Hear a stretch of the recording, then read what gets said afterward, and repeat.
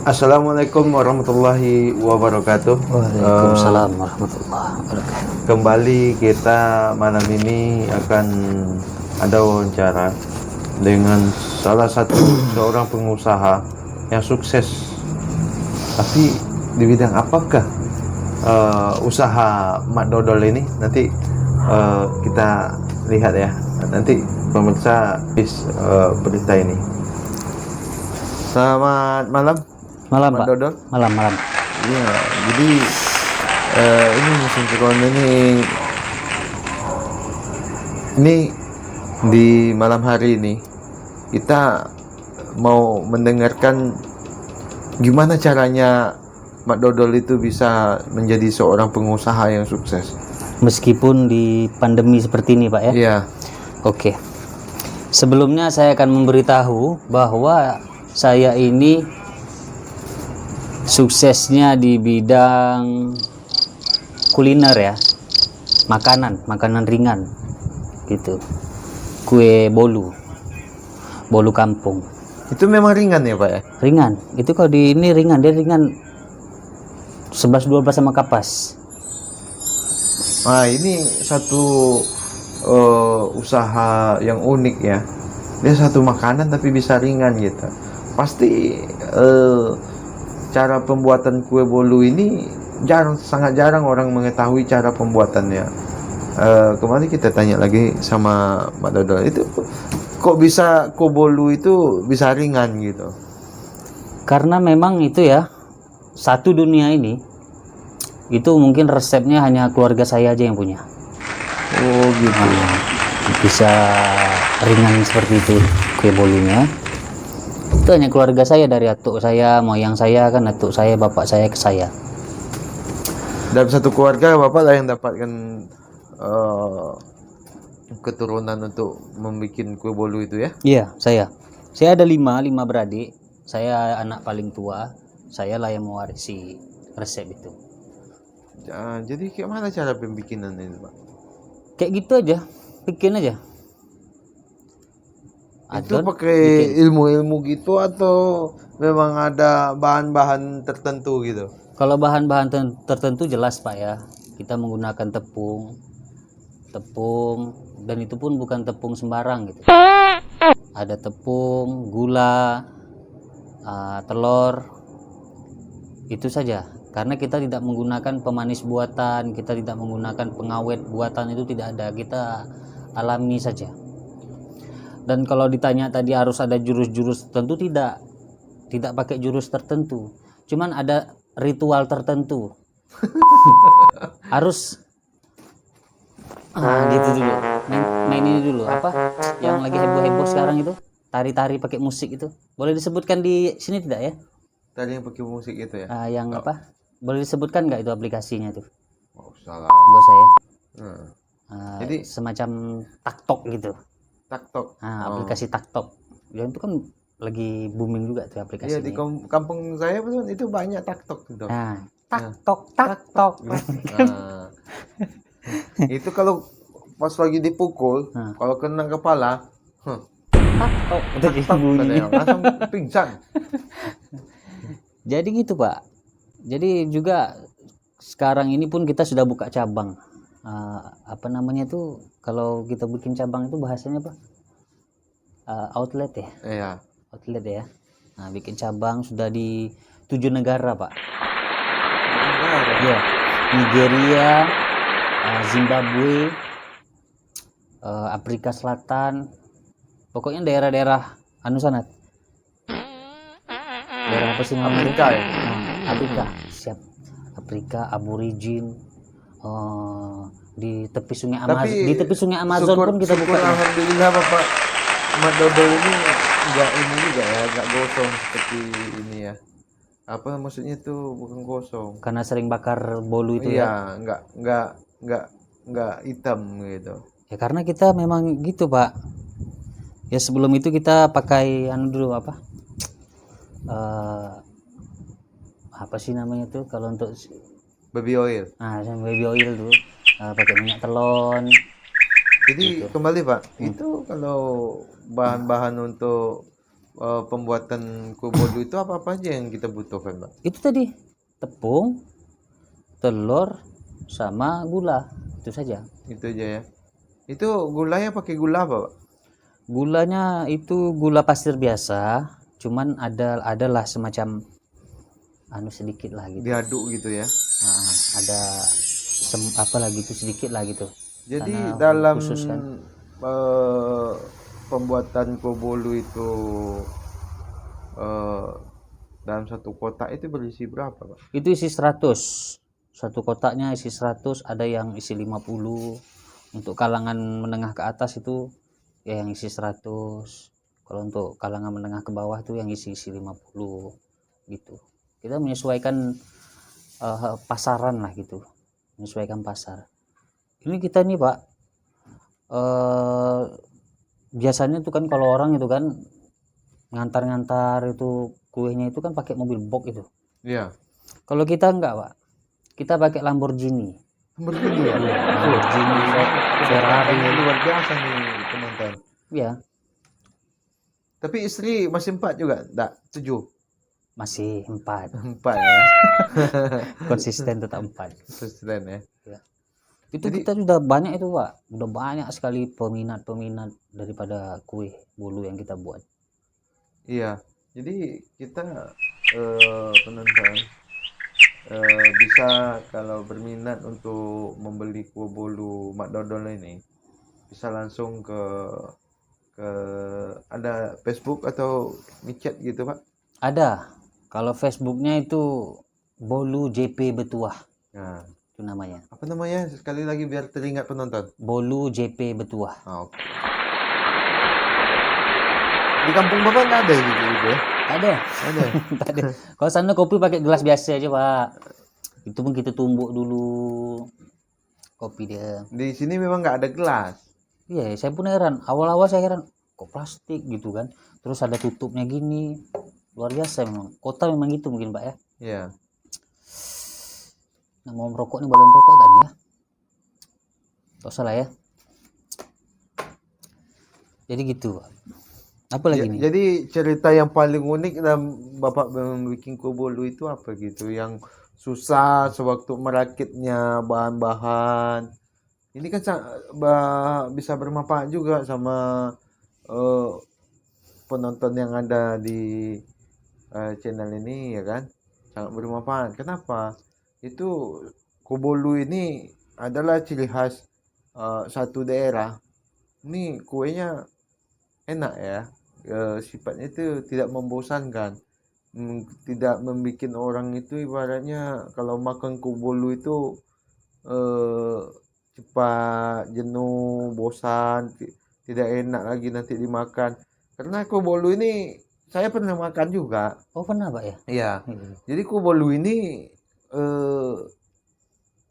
apa ya? Untuk sarapan pagi bisa, siang pun bisa, malam pun bisa, tidur aja nggak bisa. Ya? Karena mungkin itu karena dia mungkin tidak pakai bahan-bahan pengawet itu mungkin ya, Pak ya. Jadi di cita rasanya itu memang masih murni gitu, tidak bikin apa enak di tenggorokan gitu. Jadi makannya pun tidak bikin apa-apa lah gitu. Kayak bahan pengawet itu ya. Nggak pakai Ori ya. ori. Kalau Mak Dodolnya mukanya kayak awet nih kayak umurnya masih nah, ini 18 tahun lah. 18 tahun kemarin, Pak. Iya. 18 tahun kemarin tahun Iya, berapa awet gitu. juga. Ya itu karena Mungkin tidak karena pakai Bapak pengawet. ini pengusaha ya. Iya. Jadi lanjut Pak, itu kalau gaji karyawan Bapak itu satu hari Aduh. berapa? Ini boleh disebutkan di sini? Boleh, ya? boleh. Wah, itu ini minta maaf pemirsa ya, bukannya untuk membangga diri atau apalah gitu bahasanya. Itu satu karyawan saya itu, jangan ketawa dulu kan? Iya. Satu karyawan saya itu 17 juta gajinya satu bulan. Saya punya karyawan itu 1.005 karyawan. Nah, Bapak bayangkanlah. Tak bisa aku bayangkan itu. Nah, 17 juta satu karyawan, sedangkan karyawan saya ada 1.005 orang. 1.000 5 orang. Mm-mm. Banyak. Banyak kan? Hmm. 17 juta tuh 1 bulan tuh. Slow aja tuh saya kasih gaji. Karena saya gini Pak, sistem saya itu kalau memperkerjakan tenaga kerja itu kan saya pun juga berpikir mereka ini kan mencari nafkah, kayak kan. Nggak mungkin saya gaji cuma 3 juta, 4 juta, 5 juta. Cukup apa ya kan? Dan saya gaji 17 juta. Itu hanya yang untuk bagian bawa Lamborghini, bawa Ferrari itu. Belum lagi yang kursus bagian masak kan, bagian produksi itu saya kasih lebih lagi karena mereka panas kan. Ini ada nih. Sewaktu pengentaran kue bolu itu yang paling lucu yang Bapak alami apa ya? Dia lucu tapi itu juga bisa menghibur Mak Dodol ya. Mak Dodol terhibur, ada mungkin cara orang itu yang kocak sama Bapak. Mungkin menurut Bapak itu sangat lucu. Itu pernah Pak, waktu dulu masa-masa saya lagi istilahnya lagi merintis, itu kan Iya. saya sendiri, Iya. saya buat sendiri, Iya. ya kan. Nanti ada yang order, saya antar sendiri. Iya. Jadi pernah itu Pak, saya nggak nyangka ini sebelumnya. Ada itu di salah satu kawasan, jadi dia pesan lewat online, dia pesan satu kotak yang besar yang isi 100 biji itu. Nah, Jadi saya antarlah hari itu. Katanya alamatnya di depan salah satu sekolah SMK negeri seperti itu. Di depannya ada ruko katanya. Ada ruko, dia di lantai 3. Jadi saya antar, waktu itu saya masih pakai motor Pak, belum pakai, ya Bapak tengoklah mobil saya kan. Waktu itu masih pakai motor. Saya antar lantai 3. Saya telepon lah Pak. Saya telepon, halo Pak, ini saya yang mau antar kuenya, kue bolunya. Ini Bapak di mana Pak? Oh saya di atas kata dia. Rupanya dia di atas. itu langit. Di atas lantai. Oh, di atas lantai. Di atas lantai 3. Oh, gitu. Jadi soalnya di bawahnya itu Pak, semacam tempat rias pengantin di bawahnya itu. Ada pula perias. Ya ada semacam Atau rias dia pengantin. mungkin lagi pesta tak? Enggak, tak. Tak ya. Tak. Oke. Mungkin dia ngekos atau apa lah di atas Iya, itu. iya. Jadi mana kok bisa, ini macam mana masuknya gitu kan. Jadi tahu-tahu muncul tali Pak dari atas. Iya. Muncul tali, ada uang 100.000 waktu itu kan. Jadi muncul tali, gokil juga ini ya kan pelanggan saya bilang itu. Saya betul-betul kaget, nengok ke atas pun, rambutnya gondrong, berjambang, tampangnya tampang ya sangar gitulah, tapi dia suka gitu rupanya sama makanan yang saya buat, kue bolu ini. Biasanya kan yang senang kue bolu gitu kan anak-anak, ibu-ibu, ya kan. Enggak juga sih. Enggak Mungkin juga ya. orang dewasa pada umumnya suka juga. Iya, Yang tapi kan tahu yang kalau rasa tampang kue rocker bolu. gitu kan jarang Pak gitu. Iya. Kayak tampang rocker ini kan biasanya paling dia konsumsinya kopi, kacang ya kan. Iya. Yang ringan-ringan aja. Tapi dia mau konsumsi gula gitu. Gula pula. Bolu. Iya. Jadi dia turunin pakai tali. Saya pikir dia, dalam mindset saya kan berpikiran mungkin dia akan turun dari lantai 3 ke bawah ya kan untuk transaksi. Rupanya tidak Pak. Pakai tali dari lantai 3, dijepit, dia pakai jepitan baju gitu, jemuran baju gitu, uang 100.000. Jadi diturunkan dia, memang di style dia pula gitu. Di tali itu ada semacam kail gitu. Ada penyangkutnya. Jadi saya sangkutin lah bolu itu situ. Sangkutin bolu situ. Saya cek dompet, wah nggak ada kembalian ini. Seharusnya kan kembalian kan 40.000. Saya bilang nggak ada kembalian ini bang, saya bilang gitu. Oh iya kata dia.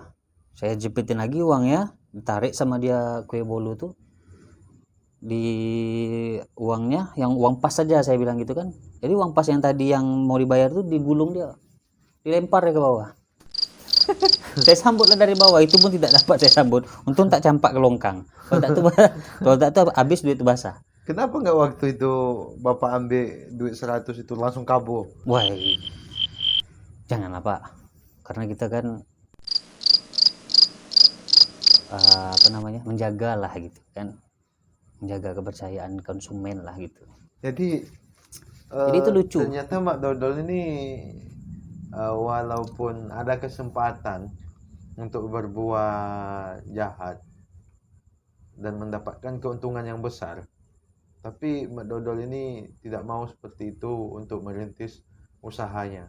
Dia tetap menjalankan menjaga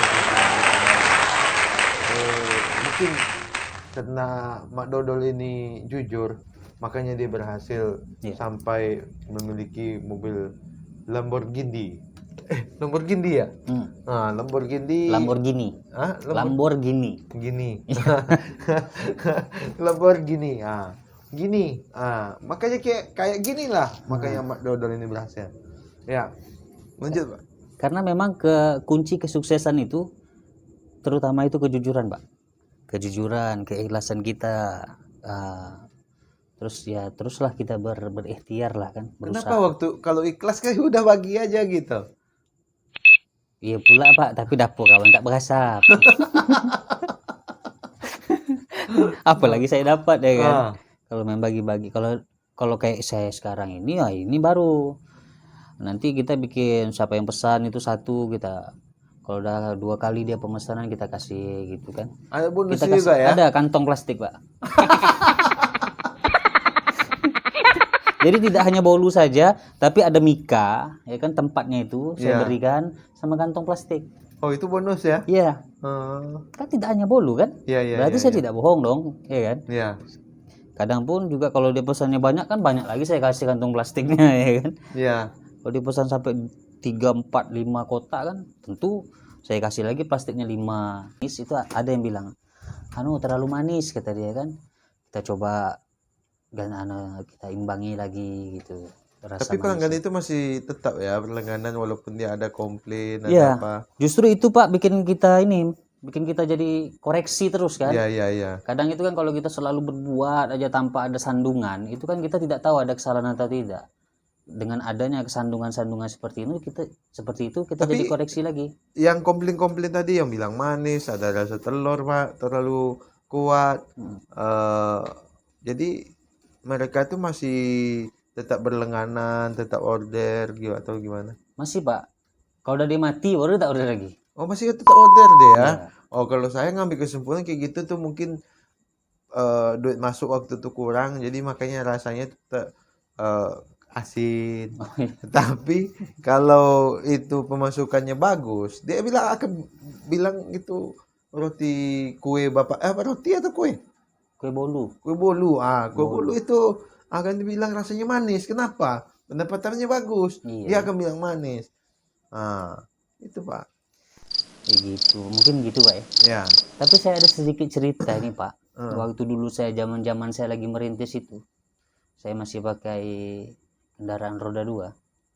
Saya pernah ngantar gitu, ngurir sendiri kan karena waktu itu saya antar sendiri kan. Minum tuh Pak. Iya. Minum. Iya. Oh ini minuman. Cara. Oh minum Bapak mana? Minum. Oh iya minum, silakan minum. Ada manis-manisnya. Nah ini berarti pendapatannya bagus nih pemirsa. Air putih pun ada manis-manisnya. Jadi waktu itu saya cerita sedikit ini Pak. Iya. Waktu itu saya ngantar lah nih ke satu alamat. Kapling lah, sebentuk kapling, dia bukan perumahan, jadi agak susah cari alamatnya. Jadi saya masuk ke situ saya cari di map tak jumpa. Bapak bayangin lah, hampir 1 jam saya keliling-keliling situ cari alamat itu, karena memang susah alamatnya. Dari kawan-kawan pun bilang kalau ke situ susah, arah sana itu alamatnya susah dicari gitu, karena mereka tempatnya tidak beraturan. Karena kapling kan. Kalau beda dengan perumahan kan 1, 2, 3 seterusnya. 1 jam saya di situ aja. Saya cari alamat tak jumpa. Tapi akhirnya jumpa juga. Itu pernah juga. Kocaknya di mana ini? Tak lucu ya? Sejam keliling saya tak lucu. Habislah waktu saya, bensin saya. Ya kan? Seharusnya saya sudah sampai ke customer yang lain. Jangan Mak Dodol 1 jam di situ tuh, itu Mak Dodol sampai tidur tak? Keliling Pak, keliling cari. Tapi bagus juga itu. Itu kalau Bapak keliling situ, orang mau maling pun takut. Oh iya, jadi saya ronda. Sungguh lucu gitu kan. Kalau yang paling kocak lagi apa ya? Lucu gitu kan. Kalau yang paling kocak lagi apa ya? Lupa pula. Tak tahu apa lagi paling kocak nih Pak. Pokoknya banyak lah pengalaman-pengalaman saya di masa-masa merintis itu. Itu aja ya. Macam-macam ya. Jadi pemirsa, jadi malam ini Tak tanya bini. Oh, udah.